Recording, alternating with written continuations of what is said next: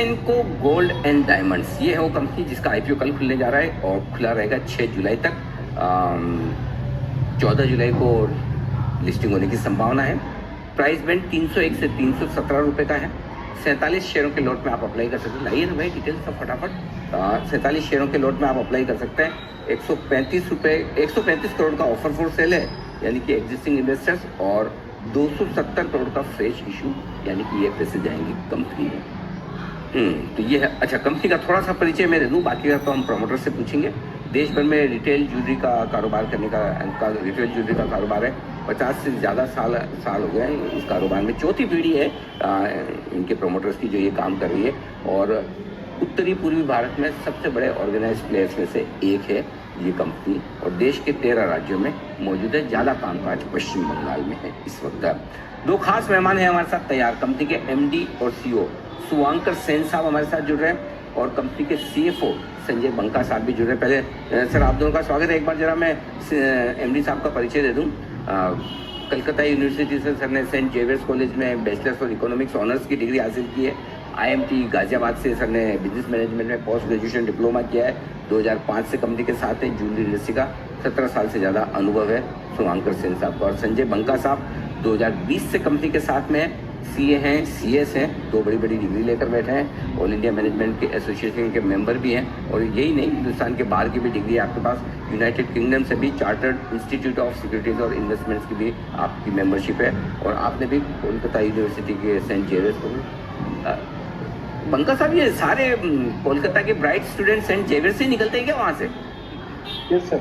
देखिए Saint Xavier's college में अब की बार की रैंकिंग में टॉप इंडिया की टॉप 2 रैंकिंग आई है। और ये संजोग कि सर ने मुझे चुना है, ये मेरे लिए बड़ा क्या सेवा करने का मौका दिया सर ने मुझे। बहुत ही वंडरफुल सर। तो दोनों ही सेंट जेवियर्स के स्टूडेंट्स हैं जो कमाल कर रहे हैं। देखिए सुवांकर सेन साहब, शुरुआत आपसे करना है सर, जरा समझाएं।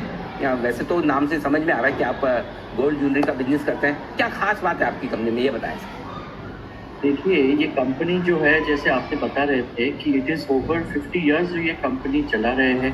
तो started 4 generations back by my great grandfather. So एक विश्वास के साथ ये ज्वेलरी जो है, ये विश्वास के साथ है। आप अगर देखे जाए तो there is an agency called trust research agency. Last 3 साल से we have been termed as the second most trusted brand in the country. ये तो एक बात हुआ।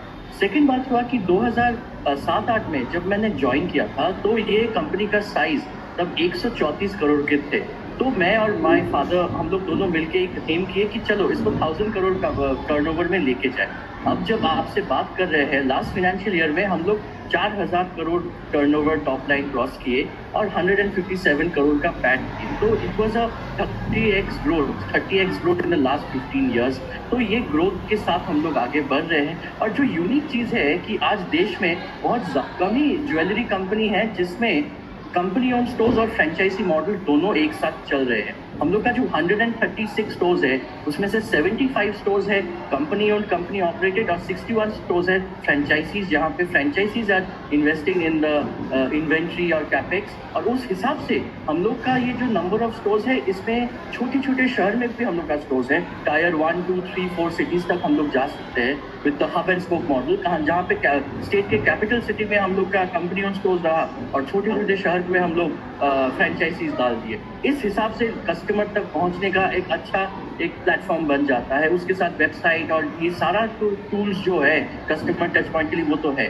तो थर्ड पॉइंट, कलकत्ता की कारीगरी। आज हम लोग का हेड ऑफिस कलकत्ता है। सबको मालूम है जो कारीगर रहते हैं, वो कारीगर ज़्यादातर आपका जो villages in and around Calcutta है, वहीं से आप बॉम्बे हो, सूरत हो, कहीं पे भी हो, वहीं पे जाते हैं। तो हम लोग सिटिंग इन कलकत्ता कारीगर्स के साथ डायरेक्टली काम कर रहे हैं। और जो ज्वेलरी बना रहे हैं, कस्टमर का जो प्रॉब्लम है कि गोल्ड का प्राइस बढ़ता गया, तो मेरे लिए क्या है, how do I buy within the budget, जो middle class upper middle class customers हैं। तो हम लोग का कोशिश यही रहता है कि ज्वेलरी बनाए जो दिखने में फैलावट हो, वजन में कम हो, कस्टमर के विद इन द बजट हो, और उस हिसाब से हम लोग आगे बढ़ते गए। लास्ट ईयर हम लोग का डायमंड ज्वेलरी में अच्छा खासा, हम लोग लास्ट 3-4 इयर्स में डायमंड ज्वेलरी में अच्छा खासा ग्रोथ देख रहे हैं। 30-35% ग्रोथ हुआ है।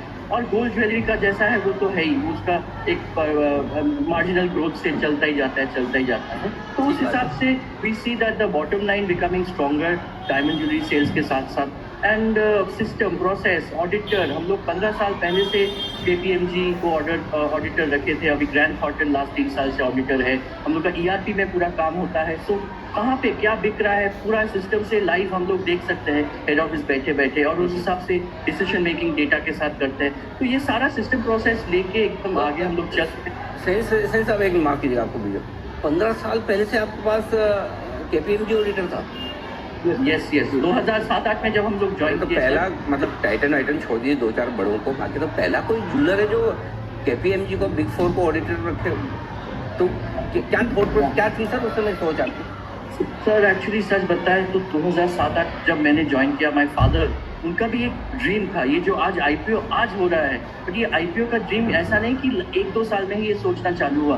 ये 15 साल पहले तभी हम लोग को पूरा कंसोलिडेट करके करे, ऑडिटर ERP लाए, और वो जो जब उस टाइम पे लीमन ब्रदर्स क्राइसिस और ये सारा चीज़ हो रहा था, अगर वो ना होते तो 100 करोड़ का टर्नओवर भी हम लोग सोच लेते IPO।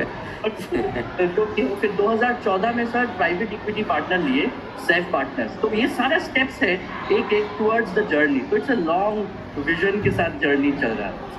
I mean safe partner जैसा एक प्राइवेट इक्विटी प्लेयर आना भी आपके जैसे बिजनेस में, क्योंकि जनरली है ना ज्वेलरी बिजनेस को वो मतलब वो कच्चे पक्के वाला बड़ा माना जाता है, तो उसमें ऐसे बड़े इन्वेस्टर आना बड़ी चीज़ है। पंकज साहब, आपसे समझना ये चाहता हूँ मैं कि जो ग्रोथ रही है अब तक की कंपनी की काफ़ी इंप्रेसिव दिख रही है, मार्जिन्स अच्छे हैं, चाहे ग्रोथ लेवल पर देखें नेट लेवल पर देखें, तो क्या वजह आप समझते हैं कि ये स्टेबल ग्रोथ आगे भी रह सकती है? इसके कोई खास रीजंस आपको जो समझ में आते हो वो जरा बताएं सर।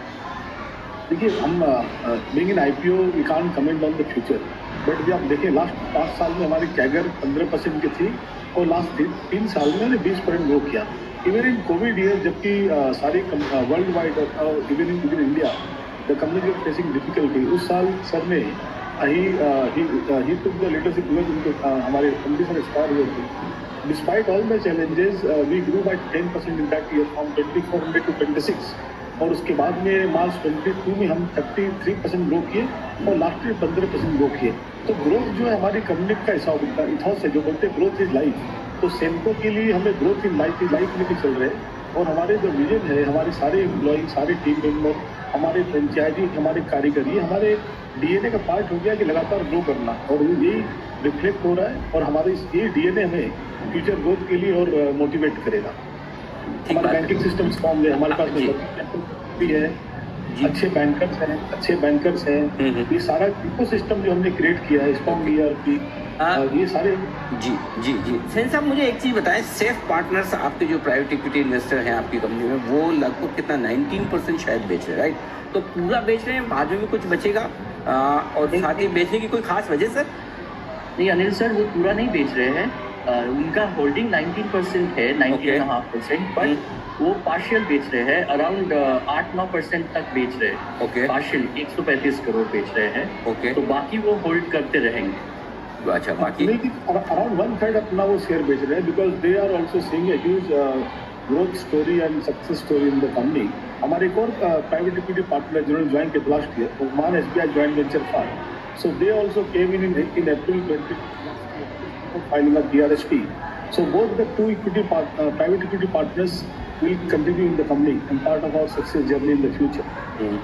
मंगा साहब, वैसे तो मैं काफ़ी कुछ कोशिश कर रहा था आपके DRHP में पढ़ने के रिस्क फैक्टर्स क्या है जरा देखूँ, ढंग के मिले नहीं सर। एक छोटा सा मिला है तो मैंने कहा पूछ लेता हूँ कि भाई आपकी वर्किंग कैपिटल रिक्वायरमेंट थोड़ी सी बढ़ रही है इन्वेंट्री मैनेजमेंट के हिसाब से। मैं जो पूछना चाहता हूँ, जो बोरोइंग्स है वो पिछले 2 साल में 532 करोड़ से 1177 करोड़ पहुंची है, तो ये बोरोइंग्स बढ़ने की वजह क्या है? और दूसरा है कि इसको कोई कम करने का, नीचे लाने का इरादा है तो कैसे? देखिए, मैं सर ये सोचता हूँ कि जो भी ग्रोथ ओरिएंटेड कंपनी है, ग्रोथ ओरिएंटेड कंपनी को अपनी इक्विटी और borrowing, that is how the economy works. ये कोई भी ग्रोथ ओरिएंटेड कंपनी है वो बोरोइंग करके आगे बढ़ती है। हमारा डेट इक्विटी रेशियो जो है 1:1.1 है, and that is with in the industry trend. हमारी नेटवर्क करीब 955 करोड़ की है, बोरोइंग करीब 1150 करोड़ की है, एंड हमारी की सारी borrowing is primarily for working capital. ये सारी की सारी borrowing is in the form of gold jewellery, और करीब 1877 करोड़ की हमारी इन्वेंट्री हमारे स्टोर्स में है। हमारे बोरोइंग कॉस्ट जो है, ब्लेंडेड बोरोइंग कॉस्ट, जब गोल्ड मेटल लोन लेते हैं उस पर करीब 3 to 3.5% पड़ता है हमारा, CCWC करीब 10%। तो ब्लेंडेड बोरोइंग कॉस्ट हमारा सिर्फ 6% का है. तो every smart businessman would like to use the capital in the smartest way and grow the business for overall economic growth and for the this is part of the country's growth and GDP as well. It's a larger vision with which we are working. ठीक sir, बहुत बहुत धन्यवाद बंगा साहब, और बहुत बहुत धन्यवाद सेन साहब आपका भी. मेरे नाम से भी समझ गया, सेन को नाम ऐसे लिखा है, सेन साहब की कंपनी मतलब सेन को, है ना. Sir thank you so much, आपने समय दिया हमें, और आपके IPO कल से खुल रहा है. बहुत बहुत शुभकामनाएं. कैपिटल मार्केट में आप नई इनिंग की शुरुआत कर रहे हैं. उम्मीद करते हैं कि आपके लिए और आपके निवेशकों के लिए बड़ी वेल्थ बनाने वाली ये इनिंग साबित हो. Thank you sir. Thank you.